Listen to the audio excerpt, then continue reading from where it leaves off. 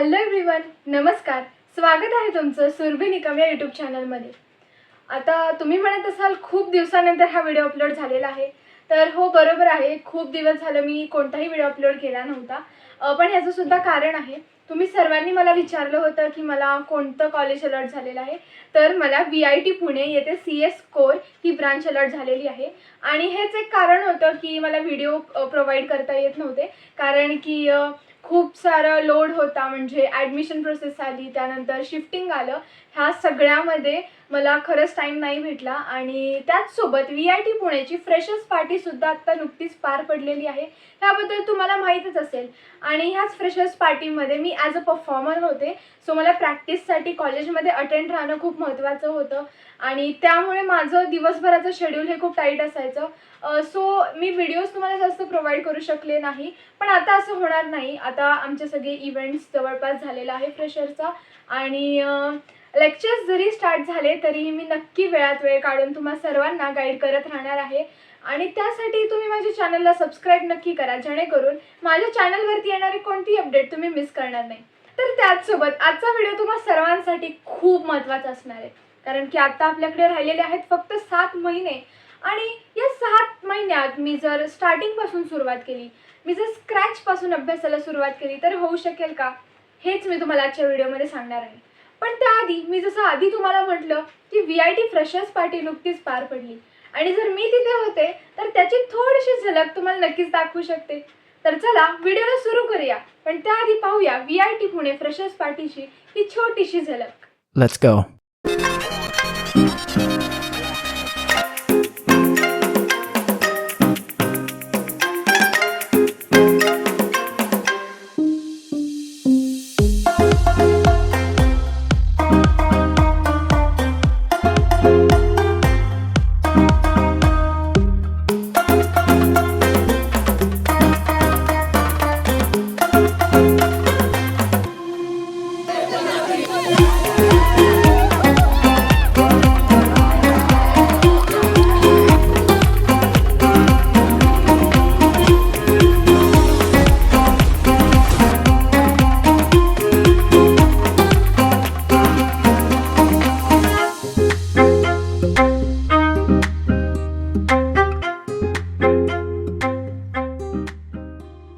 तर मित्रांनो, ही होती VIT पुणे फ्रेशर्स पार्टी.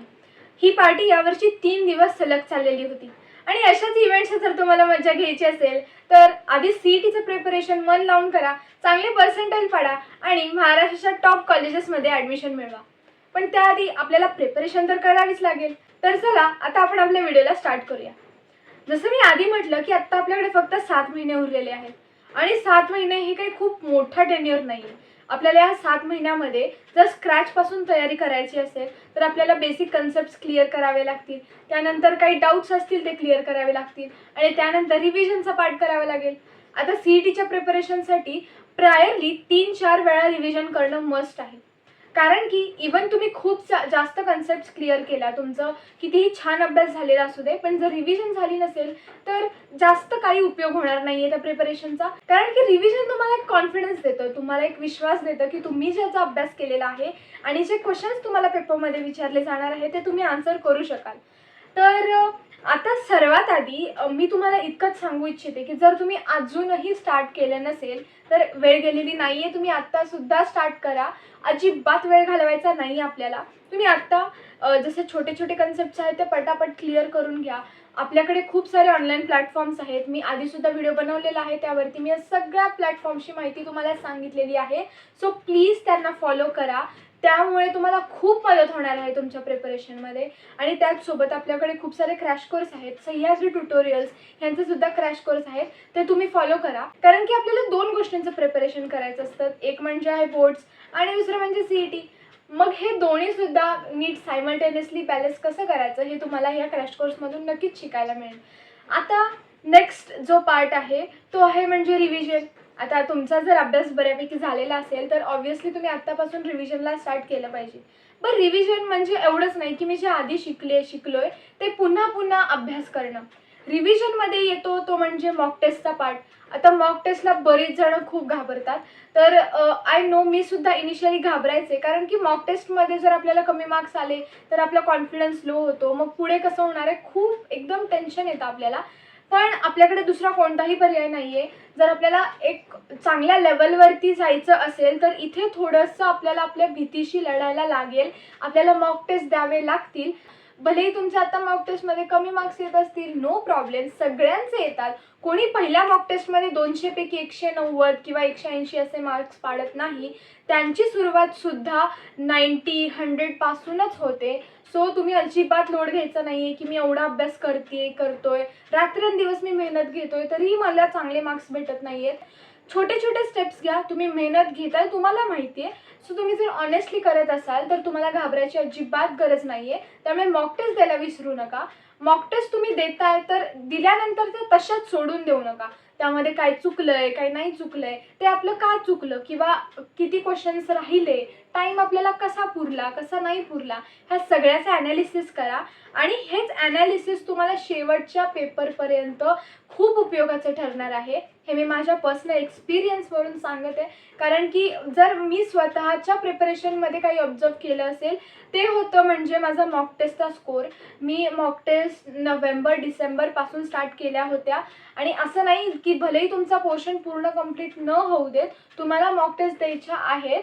आधी टॉपिक वाईज द्या, त्यानंतर जे काही तुमचे 4-5 लेसन्स असतील त्यावरती बेस्ट मॉक टेस्ट द्या. आणि एकदा का तुमचा पूर्ण जो पोर्शन आहे तो कंप्लीट झाला की मग त्यावरती मॉक टेस्ट द्यायला स्टार्ट करा. कारण की मॉक टेस्ट तुमच्यामध्ये कॉन्फिडन्स बिल्ड करतं आणि नंतर तुम्हाला टाईम मॅनेजमेंट किंवा एन्झायटी ह्याचा काही प्रॉब्लेम येत नाही. ओके, सो नेक्स्ट पार्ट आहे तो म्हणजे ड्रॉपर स्ट्रॅटेजी. आता ड्रॉपर स्टुडंट्सला एक खूप जास्त प्लस पॉईंट आहे, खूप मोठा बेनिफिट आहे की त्यांना फक्त CETवरती फोकस करायचा असतो. जे फ्रेशर्स असतात किंवा जे नॉर्मल स्टुडंट्स असतात त्या मुलांना बोर्ड प्लस CET मॅनेज करायची असते. आणि बोर्ड्समध्ये सुद्धा क्रायटेरिया त्यांना पास करायचा असतो. त्यासोबत CET वरती सुद्धा लक्ष द्यायचं असतं. पण जे ड्रॉपर स्टुडंट्स आहेत तुमच्यासाठी ही खूप मोठी गुड न्यूज आहे की तुम्हाला फक्त आणि फक्त CETवरतीच फोकस करायचा आहे. सो तुम्ही या संधीचं सोनं करा. तुम्हाला 1 वर्ष एक्स्ट्रा भेटलेलं आहे आणि तुम्ही यामध्ये जीव लावून अभ्यास करा. कारण की जर तुम्ही गॅप घेतलेला आहे, तुम्ही 1 वर्ष एक्स्ट्रा एखाद्या गोष्टीवरती देताय तर ऑब्व्हियसली त्याचा रिझल्ट हा चांगलाच असला पाहिजे. त्यामुळे ड्रॉपर स्टुडंट्सला काही नाराज व्हायची गरज नाही आहे. कारण की ड्रॉपर स्टुडंट्सचं एक असतं की त्यांचे बाकीचे जे क्लासमेट्स आहेत ते आता कॉलेजमध्ये असतात, सो त्यांना थोडीशी एन्झायटी होत असते की मी इथे अभ्यास करते. अजिबात नाही. तुम्हाला अजून एक संधी देवाने दिलेली आहे, ह्यासाठी तुम्ही देवाचे आभारी असला पाहिजेत.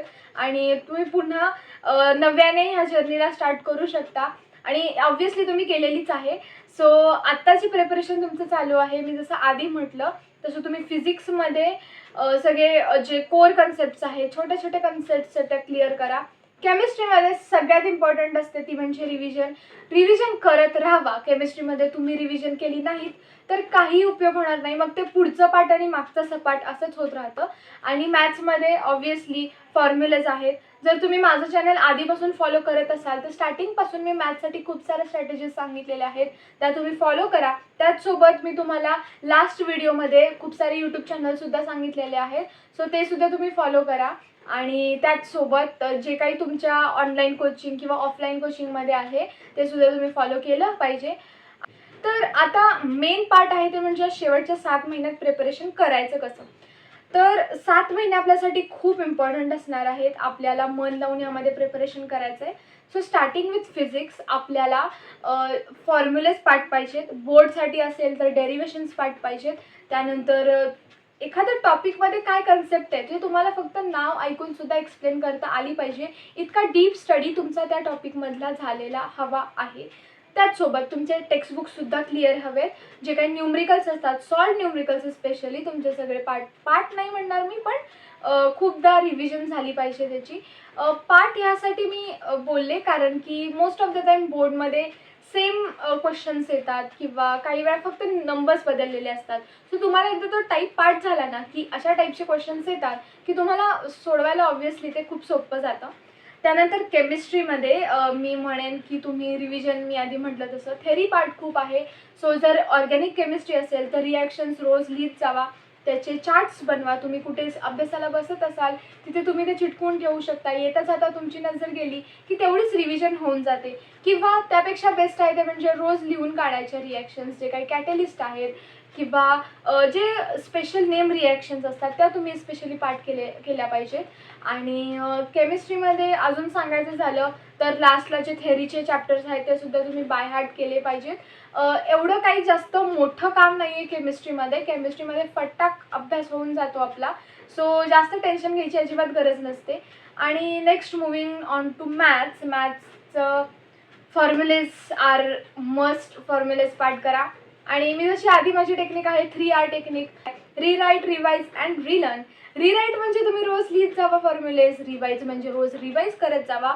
रोज त्या एकदा तरी ते सगळी फॉर्म्युल्याची लिस्ट डोळ्याखालून घाला, मनातल्या मनात बोला.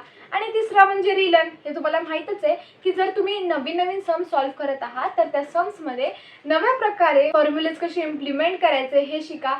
आणि हे सर्व तुम्हाला तुमच्या पेपरमध्ये नक्कीच मदत करेल. आणि तुमच्यासाठी खूप सारे यूट्यूब प्लॅटफॉर्म्स आहेत.